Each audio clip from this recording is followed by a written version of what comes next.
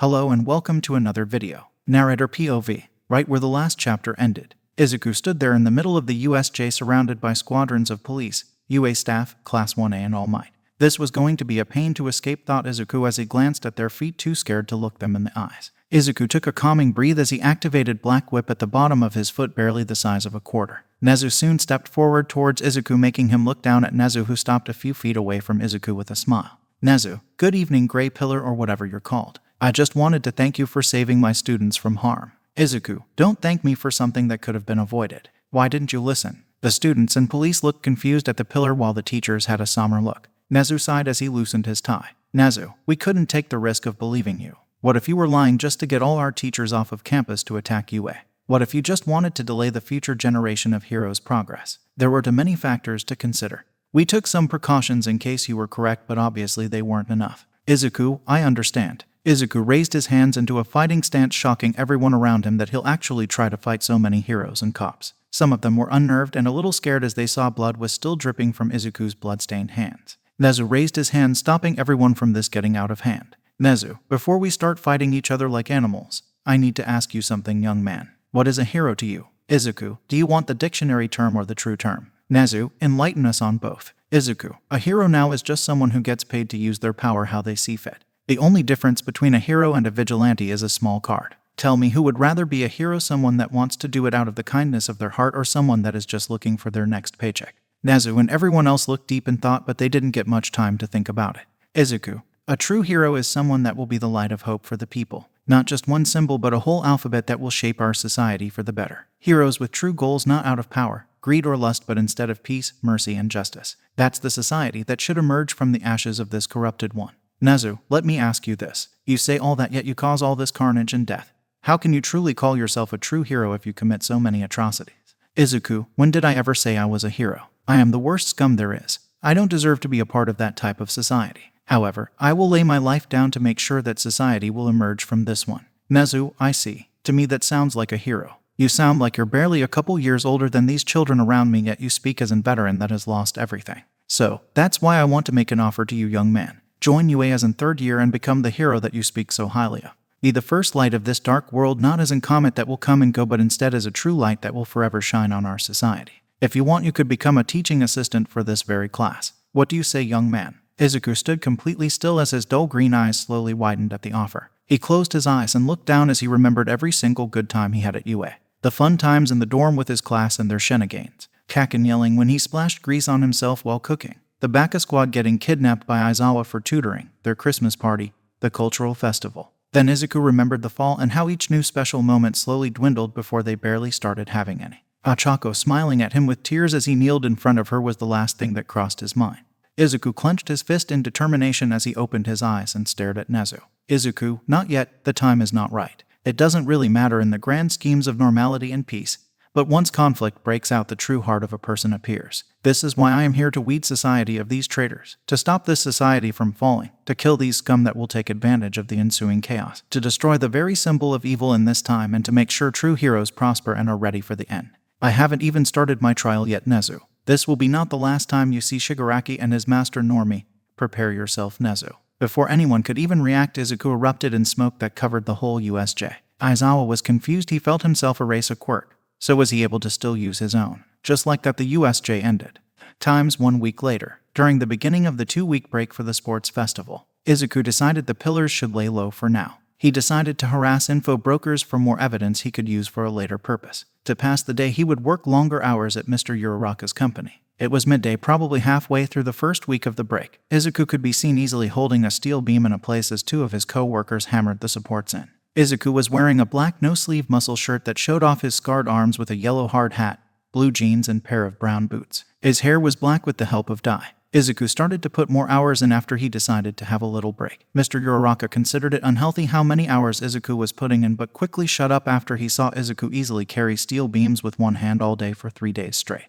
The job right now was making the foundation for a future skyscraper, probably the biggest job Mr. Uraraka has ever had. Due to how much Izuku works for Mr. Uraraka, they both became pretty great friends, except Izuku always declined to have dinner with Mr. Uraraka's family with great insistence. Izuku wiped his brow and started walking over to Mr. Uraraka, who was standing at a table full of plants. Izuku reached the table and took out a water from one of the nearby chests. and stood next to Mr. Uraraka. After a little bit, Mr. Uraraka slapped Izuku on the back, making him turn towards his boss. Mr. Yu, great job, Zuko. We are making excellent progress thanks to you. Izuku, it's no problem, Mr. Yu, just doing my job. Mr. Yu, exactly, which is why I want you to be my foreman from now on. Izuku, I don't. Mr. Yu, it's okay, you don't have to answer right away, just tell me if you accept or not later. Izuku, okay. Izuku threw his water away and walked towards the pile of steel beams. As he picked one up with ease, he heard something that made his blood run cold and made him freeze. Hi, Daddy. Mr. Yu, oh, my Machai visited me. Dad, you're embarrassing me. Izuku glanced behind him, and sure enough, there she was. His first true friend, his best friend, his lover, and one of the few people that kept him going. He fully turned around and saw Ochako Uraraka in her younger days wearing casual clothes and hugging her father with a large smile. Izuku turned to behind her once his heart started to hurt. He noticed the rest of the class 1 girls were with her in casual clothes. It seemed Ochako saw her dad's logo and decided to pay a visit in case he was there. Izuku was going to walk away, but he realized he didn't know where these new set of beams were supposed to go, and he had to tell the workers to follow him. Izuku took a deep shaky breath and slowly walked towards the group. Mr. Yu, I'm just glad you're safe, Machai. Of course you can go with your friends. Ochako, thanks, Daddy. I'll be home for dinner. Izuku, Mr. Yu, where do you need the next set of beams? Mr. Yu, oh, Zuko, take them to West Side. Before you go though, come meet my daughter and her friends. You guys are fairly close in age. Izuku had already turned around and silently cursed his luck as he slowly turned around with an impassive look. The girls were wondering what he looked like since they barely paid him any mind when he first arrived. However, as soon as Izuku turned around, massive blushes came across their faces. They stared at Izuku's Olympian-like body with embarrassment, but couldn't help but keep staring, as Izuku's face was also extremely cut in tone, making him very handsome. Instantly, all the girls thought he looked exactly like Deku, except just older, taller, muscular, and with black hair, but the girls could still the resemblance, making them blush more. One girl that noticed this right away was Ochako, who was damn near atomic right after she made the connection. Confusion filled the girl's head as she didn't know why that made her even more flustered, imagining the man in front her as Deku. Izuku, nice to meet you all. My name is Zuko Sawyer. Izuku bowed, avoiding eye contact with them as much as possible since his heart more with every second. The class returned the bow, and each returned an introduction with evident shyness because Izuku tuned them out, as that was the only thing that helped him from breaking down.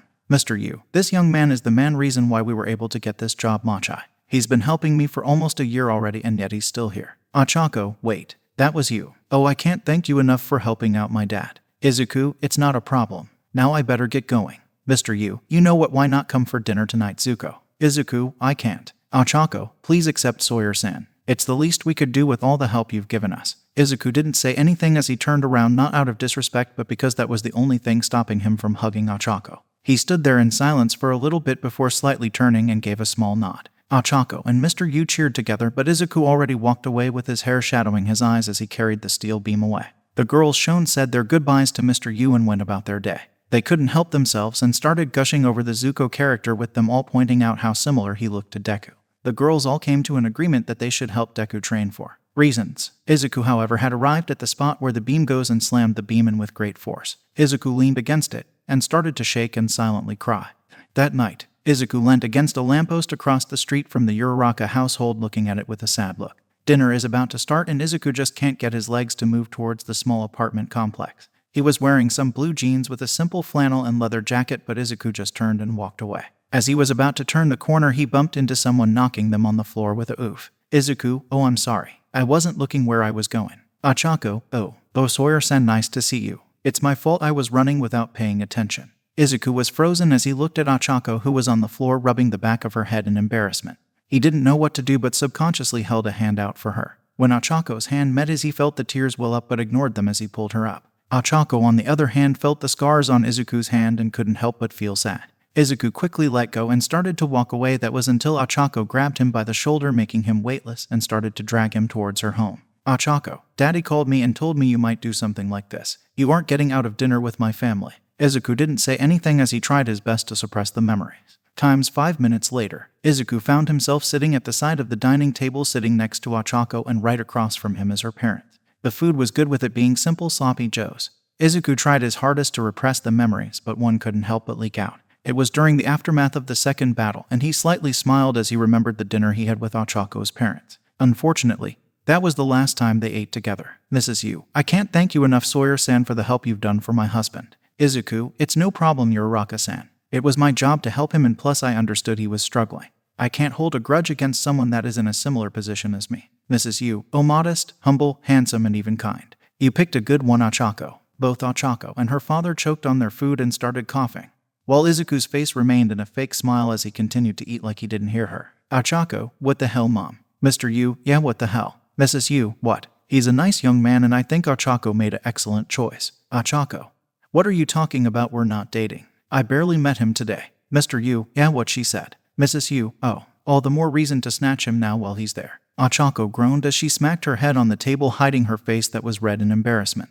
Izuku cleared his throat to get everyone's attention. Izuku, I'm sorry, Mrs. Uraraka, I think you should listen to your daughter. She probably has someone she's interested in at school. Wow, I'm just a random guy she just met today. I'm not saying your daughter isn't pretty or up to my standards. It's quite the opposite. She's very gorgeous and would most likely be a catch. However, I am not worthy of dating her. Izuku bowed to them, making them all shocked at the words. Ochako smiled brightly at the words, but then the words he said, she probably has someone she's interested in at school. An image of Deku smiling at her popped in her head, making her confused and embarrassed as she turned red. Her mom noticed and smirked knowingly at her daughter, while Mr. Yu let out a massive sigh of relief. Izuku said his goodbyes as he walked back to his apartment with a soft, genuine smile. He reached his apartment and stripped down to just his boxer and took a seat at the edge of the bed facing the calendar. Izuku knew he was going about this like he was stepping on eggshells, so he decided screw that jazz and he was going to make a change. He doesn't care about the consequences anymore. She doesn't deserve to wait any longer. Izuku, I'm coming, my angel. Narrator POV.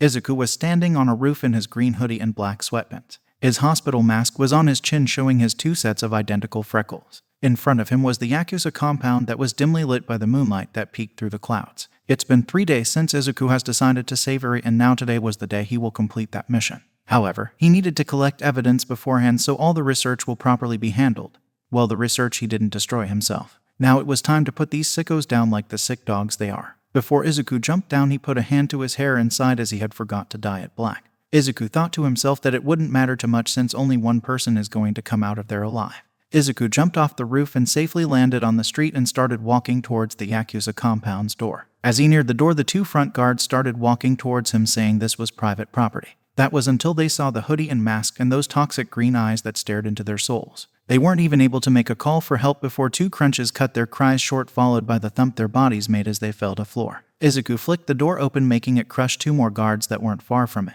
Izuku just casually walked in as he disappeared in a blur, killing 2 more guards that appeared with a simple flick to each man's chest, shattering each man's chest completely open. Izuku slowly made his way through the compound, killing every single guard that came across his path or tried to hide. A giant of a man crashed through a wall trying to touch Izuku, but Izuku just backhanded him down the hall. The giant got back up with a very obvious broken jaw and took a syringe out and injected it into his neck, making him grow in size. Izuku, trigger. That's going to be annoying. The giant charged at Izuku while taking a large inhale. Overhaul could be seen run walking towards Uri's room with his 8 bullets and advisors. Well, except 1 bullet, for he was fighting the intruder. Overhaul was fuming in anger as he couldn't believe someone had the gall to attack his base. His subordinates could tell he was angry and were keeping a comfortable distance from Overhaul. Overhaul, Chronostasis. Who is attacking my base? Chrono. From the feeds that are still active, it seems it's one of those pillars. Overhaul. So, just a vigilante that doesn't know how to mind their business. Rikia should be able to handle him then. Overhaul opened the door and saw the experiment huddled in fear on its bed, backing away slowly. Overhaul, Shin grabbed the package. Truth, yes sir. Shin grabbed Uri by the hair as he dragged her off the bed and started dragging her out by the arm, making her scream in pain. The group soon started walking towards the escape route since they knew this place was most likely going to get raided soon by police due to all the racket. As they were about to reach the exit, the roof collapsed, followed by the giant, who was a bloody mess with limbs twisted everywhere and unmoving. A figure in a green hoodie soon came out of the hole in the roof and landed on the body of the giant, looking down on the Yakuza. Overhaul growled in annoyance at the figure while the bullets slightly backed up in fear at the figure. Eri also felt fear, but it was more for the figure than fear of it. Overhaul, Rappa, Deidaro and Tengai. Take care of this trash and make it painful. Rappa grinned as he started running at Izuku with the shield and drunk bullet following close behind. Izuku stayed still as he just looked at the 3 with an unimpressed look. He then looked at the frightened Eri, and that gave him the push he needed to take care of this fast. Izuku, trust me. It will be Chisaki. Immediately 3 loud bangs roared through halls, followed by wind pressure that knocked everyone off their feet and spraying dust everywhere. Overhaul groaned and coughed as he sat up, waving his arm to help dissipate the smoke. He opened his eyes and couldn't help but feel dread. Rappa was indented in a wall with his head twisted in very awkward angle with his jaw hanging loose and unmoving. Shield Guy was headfirst in the floor with his body twitching uncontrollable before finally going still. The drunkard was in the ceiling hanging from head before his body dropped to the floor with a thud. A scream sounded off behind Overhaul, causing him to turn around and see Chrono fall to his knees with now 2 shattered arms. And little farther down the hall, Overhaul saw Izuku set down Eri and lightly pet her head before turning around. Izuku started walking towards the remaining survivors, ready to send them straight to hell. Truth, who are you? Izuku, you're deaf. Izuku disappeared again, and instantly all the precepts got sent into the walls with sickening crunches, all their bodies looking like they went through a car crash. Now it was just Overhaul who backed up as Izuku reappeared a few feet in front of him and slowly started walking towards the leader. Overhaul's fear was instantly overridden by the rage he was fuming with. Overhaul, Eri, come back here right now or I'm going to kill this bastard. Overhaul shouted this as he yanked his gloves off, causing Eri to yelp as she instinctively started to run towards Overhaul, until a hand stopped her with a simple pat on the head, forcing her to turn around. Her red eyes met green ones that looked at her with a feeling she was unfamiliar with. Izuku took off his mask and hood, showing a young adult with green messy hair stare at her with a large smile. Izuku, don't worry, Eri. I'm going to make sure this man will never hurt you again. Overhaul, Eri. Eri, why, you promise? Izuku's eyes glazed over a little, with his smile slightly dropping before returning back to a smile like it never happened. Izuku, I promise, Angel. Now please do me a favor, Eri. Go around that corner and close your eyes and cover your ears. I don't want you to see or hear what I'm about to do. Don't worry, I'll come for you once I'm done with him. Eri nodded and reluctantly ran behind the wall, listening to his orders. Overhaul growled in annoyance, already determining her punishment once he was done with this dumb kid. Overhaul reached for the floor with his left hand, already confident in his victory, until a hand grabbed him by the wrist, stopping his hand inches from the ground. Overhaul panicked and lunged his right hand at Izuku's face, causing it to also get caught with Izuku's right hand. Izuku slowly pulled Overhaul off his feet, causing him to squirm in pain as he was lifted until he was face to Izuku. Izuku started squishing Overhaul's wrists, making very audible cracks and pops as the bones slowly started breaking. Izuku, I know what you did to Eri and know what you want to do with her blood, Chisaki. Izuku slowly forced Overhaul on his knees as he continued to crush Overhaul's wrist. Izuku looked down on Overhaul with an emotionless face, but his eyes only expressed anger. Overhaul's anger was now erased as he only felt fear. Izuku, in my opinion, someone that hates quirks so much wouldn't want one. Right? Izuku asked as he slowly started to pull Overhaul's arms while putting his foot down him so he didn't move. Overhaul started to panic as he felt his arms crack under the pressure. Overhaul, wait, we can talk about this. Please, I need it. I can't fix the boss if you do this. Izuku didn't say anything as he continued to pull with an emotionless look as he ignored the screams of pain, popping of joints and socket, and the tearing of muscles. A long shredding echoed throughout the halls, followed by screams of agony. Izuku dropped 2 arms as Overhaul continued to scream in pain and tried to crawl away from Izuku, but got stopped as Izuku put a foot on his knee, stopping him. Overhaul, stop. Please just take me to prison. I swear I won't ever harm her again. Izuku, prison is too good for you. Izuku raised his fist, causing Overhaul's eyes to widen. Overhaul, wait. No, Dawn, crunch. Izuku brought his fist down on Overhaul's head, making a sickening crunch echo throughout the halls as Overhaul's body fell limp. Izuku picked up his bloody fist, causing the blood to flow out of the mess of Overhaul's head, bloodening the floor red, seeping through the cracks that Izuku's punch caused. Izuku spit on the body before turning around to pick up Eri. Eri was crouched against the corner of the wall with her eyes closed and hands covering her ears. She was scared for the man that came to help her, as he was facing a demon that had always killed any hope. So the self-doubt crept in her mind, calling her stupid for disobeying the demon, and it will just be harsher punishment. Eri started crying as she knew the voice was most likely right. A hand came upon her head, making her terrified as she thought it was the demon, causing her to keep her eyes tight as she awaited the pain. However, instead the hand slowly started caressing her head with small pats, causing the girl to subconsciously lean into the warmth of the hand. Eri opened her teary eyes and saw the young man kneeling in front of her, giving her a small smile. He stood up and offered his non-bloody hand to her. Izuku, let's get out of here, Angel. Eri started crying with happy tears as she latched herself onto Izuku with her arms around his neck and her legs around his abdomen as she continued to cry in happy tears. Izuku froze at the action with large eyes as he started to shake and breathed a little harder. A memory played in his head that reminded him of now.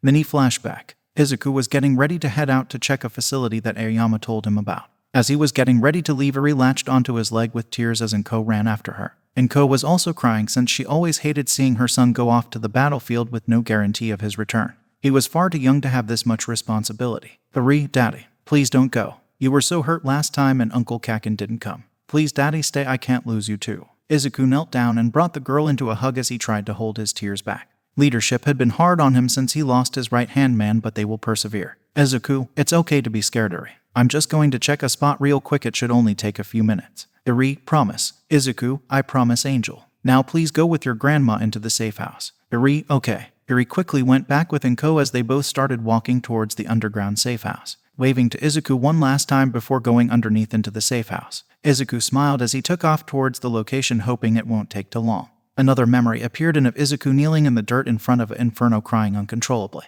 End of flashback. Tears started escaping Izuku's eyes as he wrapped Eri into a tight embrace, making Eri feel warm and safe. The two stayed in that embrace, both silently crying for very two different reasons. Izuku, I'm sorry I couldn't keep my promise, Angel. This time, though, you won't go through that pain ever again. You will live a happy, long life. This I will guarantee, my angel. Izuku could be seen walking with Eri still latched onto him like a cub.